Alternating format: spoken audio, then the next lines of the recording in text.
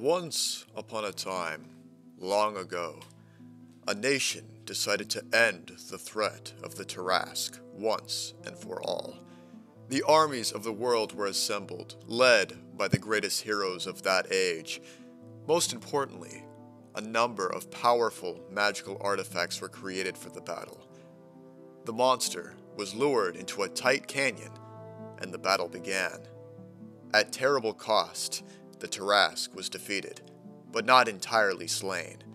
It was skewered by several gargantuan harpoons, each one secured to a thick adamantine chain, all of which were sunk deep into the canyon walls. The Tarrasque was restrained. A fortress was constructed around the beast in order to watch over it. Every day, the guards would hack away at the Tarrasque with powerful magic weapons, keeping it weakened in case it escaped. Even so, there were many casualties when they misjudged its reach, or when its violent thrashing caused devastating rock falls. Of course, being a powerful, magical creature, the Tarrasque's blood, flesh, and other bodily parts contained certain useful properties. A side effect of keeping the beast imprisoned like this was a never-ending supply of powerful magical components. A city grew up around the fortress to house the various wizards, scholars, and alchemists that came to exploit the Tarrasque's bounty. Eventually, it was almost as if the never-ending stream of Tarrasque blood, flesh, and bone became more important than imprisoning the beast itself. Many decadent nobles were made immortal by continued consumption of Tarrasque flesh, and warrior butchers, each wielding massive greatswords, hacked away at the Tarrasque, while canals were cut into the stone underneath to channel the priceless blood away. The monster's distant screams and roars would be a continuous background noise for the people in the city. An industry fueled by the constant supply of ludicrously expensive magic items crafted from its very body parts. Tarrasque hide armor, bone-tipped spears, blood potions, and other alchemical miscellanea became key to the growth and success of this new kingdom. And for a time, it was good. The nation prospered and saw developments in technology and magic few could ever dream of before. But this so-called civil society soon fell victim to vanity and corruption.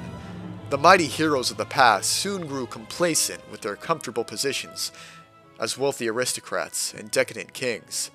Growing fat and greedy, they began to demand more and more from the chained monster, commanding the workers to cut and slice deeper and faster, hacking off chunks nearly as fast as the beast could regenerate. But still, it was never enough, and they demanded even more. And so, the cycle continued.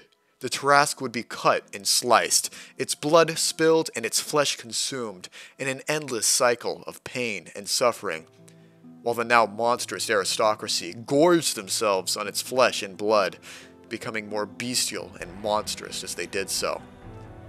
Then, one day, as the workers were lopping off pieces of the Tarrasque at a record pace, slicing deeper and harvesting more than what was previously thought possible, they struck something within. Without even realizing, they had severed several of the harpoons tethering the beast to the cliffs. There simply was not enough of the emaciated Tarrasque for the other harpoons to hold on to. As it thrashed about wildly, it broke free from its bonds and escaped, going on a rampage throughout the city. In less than a day, the entire kingdom was razed to the ground, the Tarrasque not only killing and eating countless civilians, but also their equipped weapons, armor, garments, and other magical trinkets made from its very flesh, cannibalizing its own dismembered body 1,000 times over, growing larger and more powerful as it did so. The heroes who had once imprisoned the Tarrasque had already grown old and weak and were unable to stop the beast. When it was finally over, the land was unrecognizable. The Tarrasque had devoured everything in its path, and the once great city was nothing more than a magma-filled crater. The nation was no more.